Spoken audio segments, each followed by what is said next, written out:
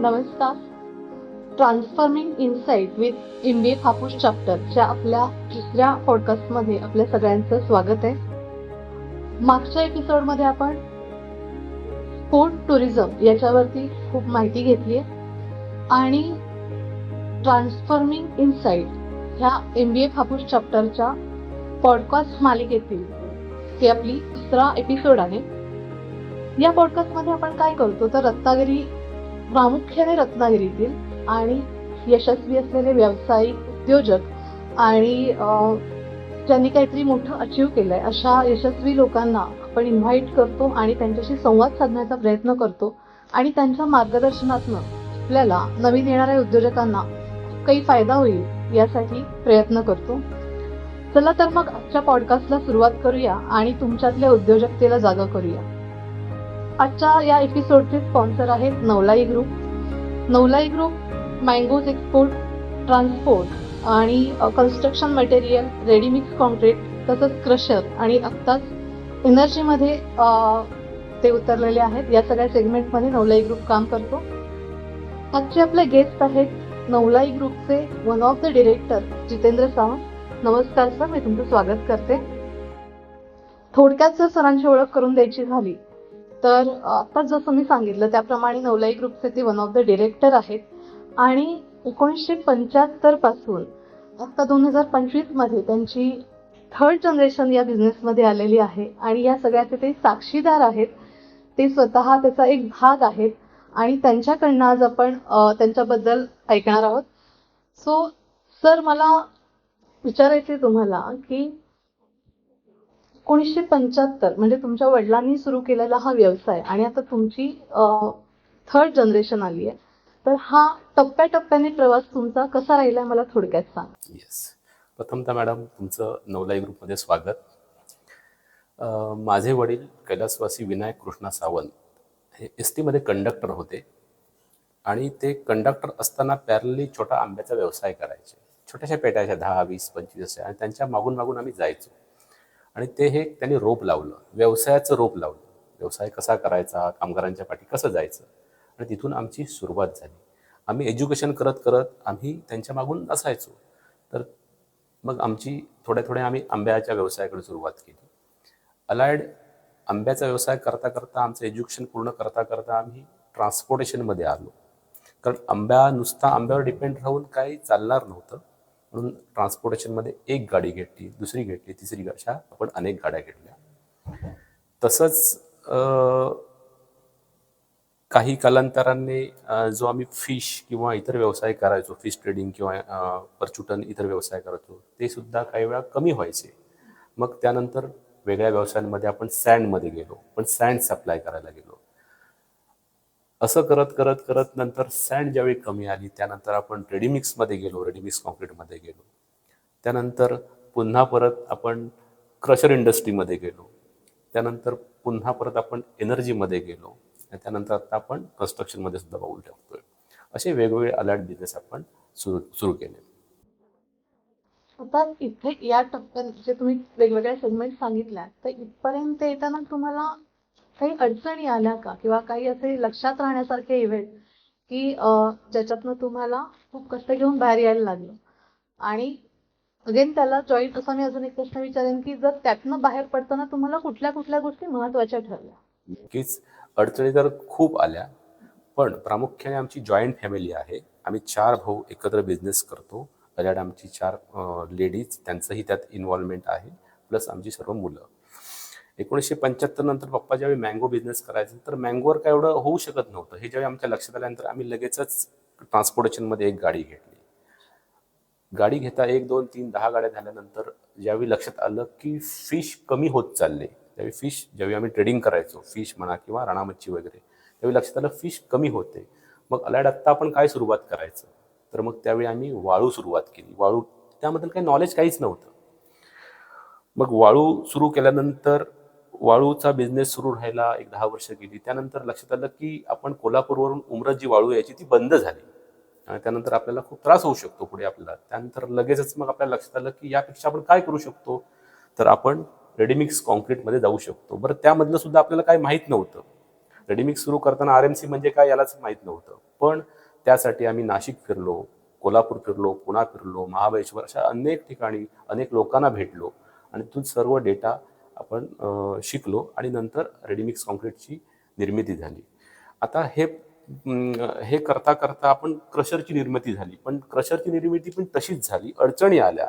हे ज्यावेळी आर-एम-सी सुरू करताना त्याला लागते खडी किंवा क्रश सँड ही क्वांटिटीमध्ये लागत असते किंवा आमचा जो सप्लायचा बिझनेस आहे, जे आम्ही सप्लाय करतो म्हणजे सँड, क्रश सँड, ॲग्रीगेट वगैरे आम्ही रत्नागिरी डिस्ट्रिक्टमध्ये सप्लाय करतो. ही क्वांटिटीमध्ये आम्हाला लागत होती. मग त्यावेळी असे 4 ते 5 क्रशर होते. त्यामधला एक जो क्रशर होता एम-के क्रशर, तो आम्हाला खूप क्वांटिटीमध्ये क्रशर द्यायचा, म्हणजे क्रश सँड वगैरे प्रोव्हाइड करायचा. पण रत्नागिरी मुंबई गोवा हायवे सुरू झाला असल्या कारणाने तो क्रशर त्यांनी हायवेला दिला. त्यामुळे आमचा मेन्स 80% सप्लाय बंद झाला आणि आम्ही खूप अडचणी द्यायला लागलो. आता करायचं काय? बाकी सर्व गोष्ट मी आणू शकतो, पण खडी क्रश सँड मी आणू शकणार नाही. मग आता आपल्याला क्रशर घ्यायला पाहिजे. तर क्रशर घ्यायचं म्हटलं तर क्रशर पण आमच्यासाठी नवीनच. ह्यापूर्वी कधी क्रशर आम्हाला काहीच माहीत नव्हतं. हे पण त्यातलं माहीत नव्हतं. मग आई नवलाई देवीच्या कृपेने एक संधी आली, ती उचलली आणि क्रशरची निर्मिती झाली. आता आपण सर्व प्रकारचे त्यामध्ये प्रोडक्ट करतो. तसंच आपण प्लॅस्टर सँड पण करतो. अशा वेगवेगळ्या अडचणी आल्या आणि अडचणीतून नवीन निर्मिती होऊन ते प्रॉब्लेम फेस करून आम्ही पुढे आलो. म्हणजे आपण असं म्हणू शकतो की अडथळे हे नेहमी अडथळे नसतात, तर ती अपॉर्च्युनिटी असते. डेफिनेटली आपण पॉझिटिव्ह घेतलं तर इट्स अ अपॉर्च्युनिटी. राईट. तुम्ही ते कशी घेताय याच्यावरती खूप गोष्टी अवलंबून असतात. आता नवीन जे उद्योजकतेमध्ये येत आहेत किंवा महत्वाकांक्षी आहेत, ज्यांना बरंच काही करायचंय त्यांच्या फील्डमध्ये, त्यांच्यामध्ये कोणते गुण असणं किंवा कुठली तत्व त्यांनी अंगीकारणं आवश्यक आहे असं तुम्हाला वाटतं? नक्कीच. नवीन पिढीचं म्हणताय मॅडम तुम्ही. ओके. डेफिनेटली नवीन पिढी असो वा आमची पिढी असो किंवा या पुढील पिढी असो, मी स्पेसिफिक नवीन पिढीला सांगेन की बिझनेसमध्ये सर्वात महत्त्वाचा असतो तो ट्रस्ट. एकदा का विश्वासार्हता गमावली की सर्व काही जातं, असं वैयक्तिक माझं मत आहे.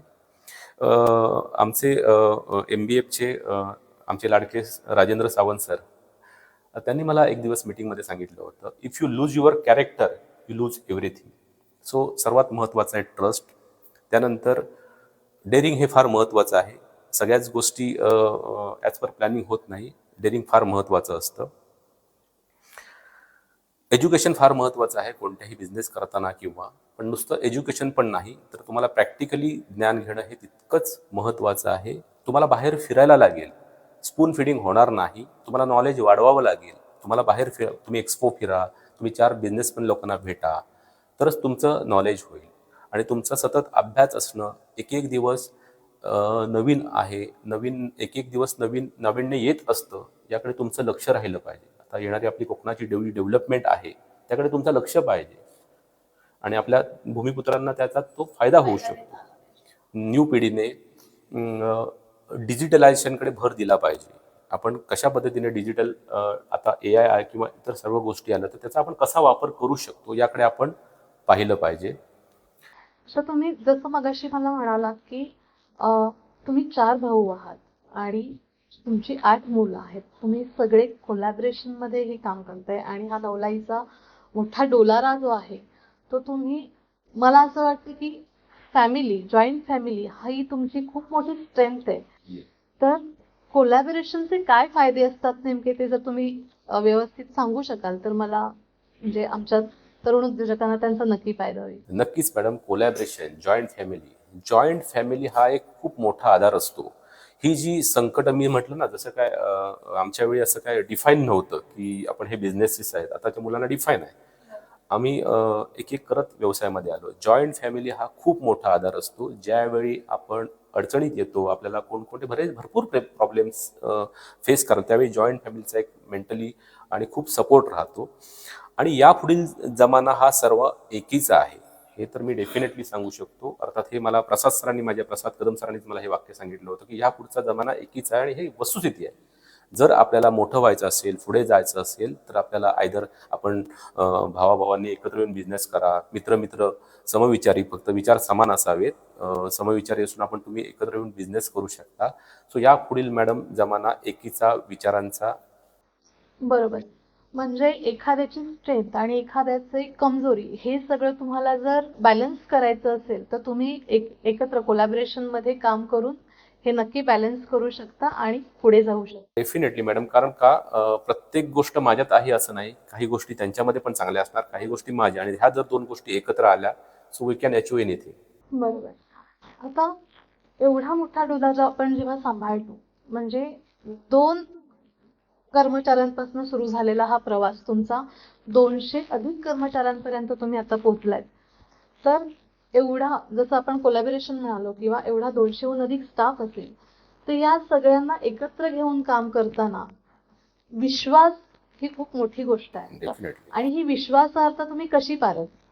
डेफिनेटली ज्यावेळी इंटरव्ह्यू असतात, आता तर अर्थात रिटर्न एक्झाम वगैरे ह्या जरी गोष्टी असतील तरी ज्यावेळी आम्ही इंटरव्ह्यू घेतो त्यावेळी आम्ही ज्यावेळी आम्हाला ते लगेच कळतं बिकॉज ऑफ एक्सपिरियन्स, आणि आम्ही IQ लेवलवर जातो की ही व्यक्ती, आधी समोरची व्यक्ती ही माझ्याशी प्रामाणिक राहील का, हे माझ्यासाठी सगळ्यात फार महत्त्वाचं असतं. एज्युकेशन असतं त्या प्रत्येक फॅकल्टीमधून येत असतं. हा व्यक्ती किती प्रामाणिक राहील आणि हा कशा पद्धतीने काम करेल हे मला विदिन अ फ्रॅक्शन ऑफ सेकंडमध्ये कळलं पाहिजे. त्याप्रमाणे आम्ही स्टाफ निवडत असतो. त्याचप्रमाणे निवडलेल्या स्टाफ बरोबर एकदा तो आमच्या नवलाईमध्ये स्टाफ जॉईन झाला की तो आमचा ॲज अ फॅमिली म्हणून होतो. त्याचे सर्व प्रॉब्लेम्स हे आमचे प्रॉब्लेम्स असतात. असा कोणता प्रॉब्लेम नाही की नवलाई सॉल्व्ह करू शकत नाही. म्हणजे असे भरपूर प्रॉब्लेम्स असतात. तुम्ही त्याला तुमच्या फॅमिली हो, प्रमाणे हो, ट्रीट हो. करता. तोही एक आमचा भाग आहे. विश्वासार्हता वाढवण्याचं हे पण एक डेफिनेटली नवलाई आज इथपर्यंत आहे तर सर्व स्टाफमुळेच आहे. कारण काम तर ते जास्त करत असतात. मी तर मीटिंग्स घेतो, ते लोक काम करत असतात. सो नवलाईच्या ग्रोथमध्ये स्टाफचं सुद्धा कॉन्ट्रीब्युशन असं मी समजतो. आता जसं जसं त्या 3 जनरेशन मध्ये आपण आलो तर तुम्ही बिझनेस टाईप पण सांगितलेत, पण जशी बाहेर समाजात प्रगती होते, व्यवसायात विविधता येते, तर त्या पद्धतीने तुम्ही स्वतःला किंवा तुमच्या बिझनेसला कसं अपग्रेड करता? डेफिनेटली मॅडम, कोणताही बिझनेस करताना नुसतं एक एज्युकेशन आहे आणि आपण बिझनेस करतोय असं नाही करून चालणार. एज्युकेशन इज 20%, पण बाकी काही गोष्टी आहेत ज्या आपण त्यातून करायला पाहिजेत. अशा पद्धतीने आपण करू शकतो असं मला वाटतं. अजून एक महत्वाचं मी तुम्हाला आतापर्यंत मी जेवढं ओळखते आम्ही पाहिलंय की तुम्ही खूप डिसिप्लिन्ड आहात. म्हणजे वेळेच्या बाबतीत असो किंवा तुमच्या कमिटमेंटच्या बाबतीत असो, तर ही खूप मोठी गरज आहे आजची. पण हे बाय डिफॉल्ट आपल्या स्वभावात असायला लागतं की आपल्याला त्याच्यावर काम करायला लागतं आणि मग ते अंगीकारावं लागतं. डेफिनेटली काम करावं लागतं. तसे आपण थोडे कोणत्या ना कोणत्या गोष्टीमध्ये आळशीच असतो. पण आपण आधी पहिलं सुधारणा आपण आपल्यात करायची. स्वतःलाच एक्सक्यूज द्यायचं नाही असं मी समजतो. 5चं टायमिंग असेल तर 5ला 5 मिनिटं असताना आपण आपली जबाबदारी आहे. अर्थात हे समोरच्याला कमिटमेंट दिली म्हणून नाही, तर आपली कमिटमेंट आहे. आधी ही आपण पहिली शिस्त आपण आपल्यात आली पाहिजे. जर तुम्ही डिसिप्लिन राहिलात तर तुम्ही त्या प्रमाणात प्रगती करू शकता.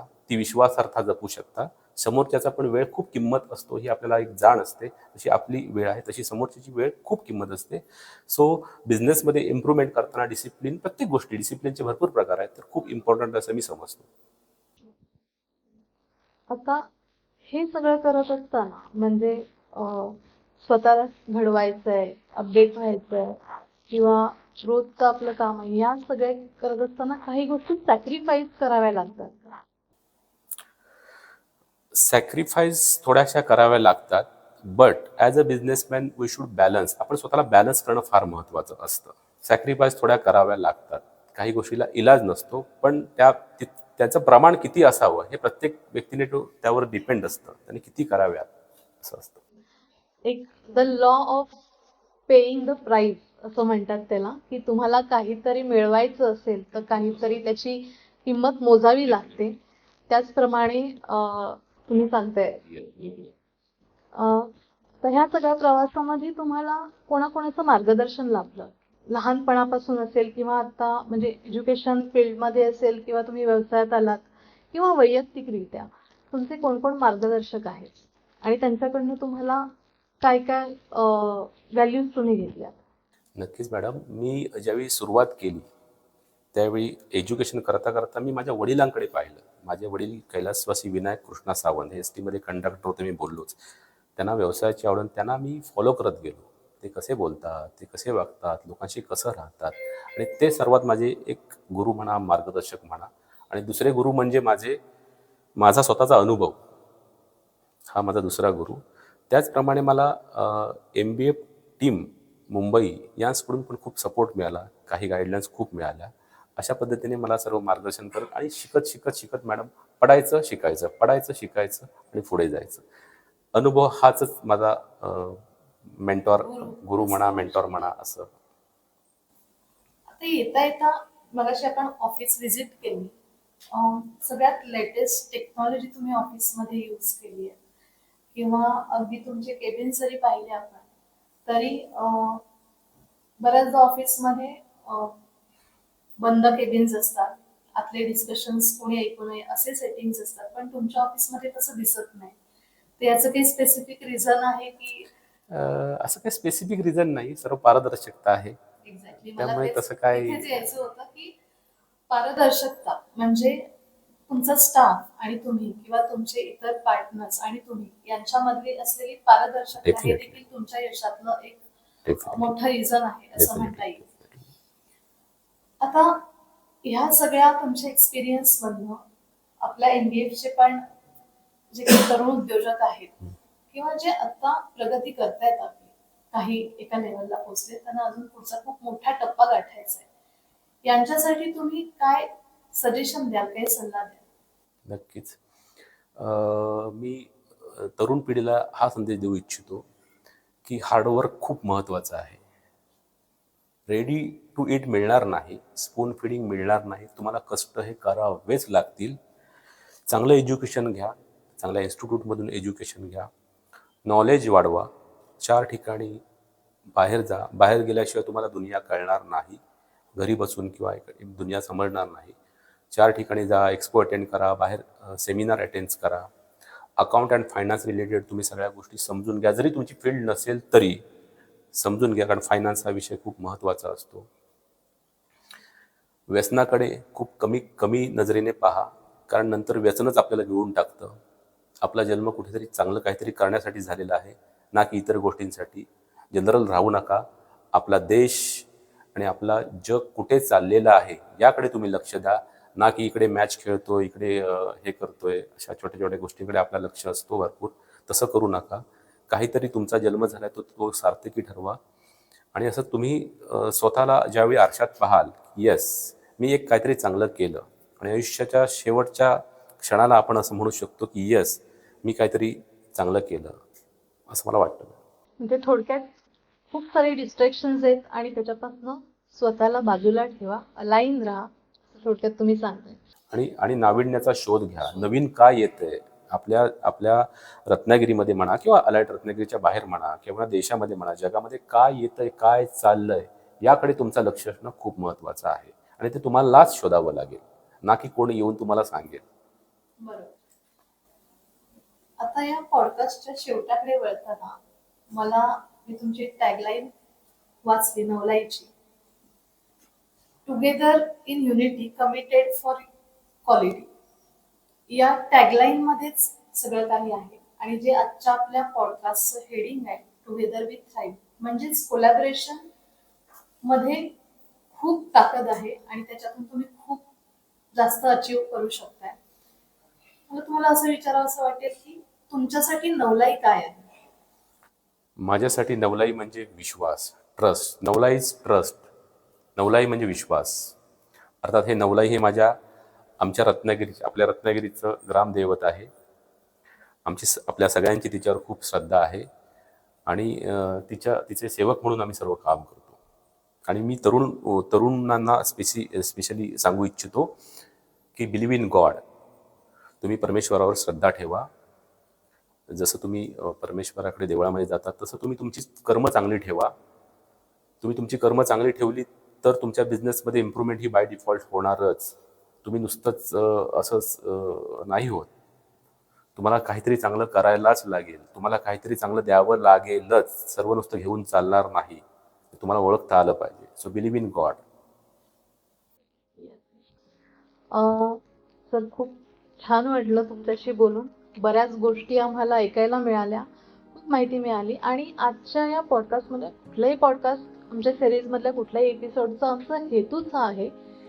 आज तुम्ही जे सांगितलं त्यातली एखादी गोष्ट जरी आमच्यापैकी एखाद्याला घेता आली, त्याला ती मिळाली, तर या पॉडकास्टचा आमचा हेतू साध्य होईल. सो वन्स अगेन खूप खूप धन्यवाद आमच्या MBA हापूस चॅप्टरच्या या सिरीजमध्ये सहभागी होण्याबद्दल आणि तसंच आज तुमच्या ऑफिसमध्ये आपण ही मीटिंग आणि हे पॉडकास्ट आपण घेतोय. सो सगळ्यांना तो पण एक्सपिरियन्स करता आला. या सगळ्याबद्दल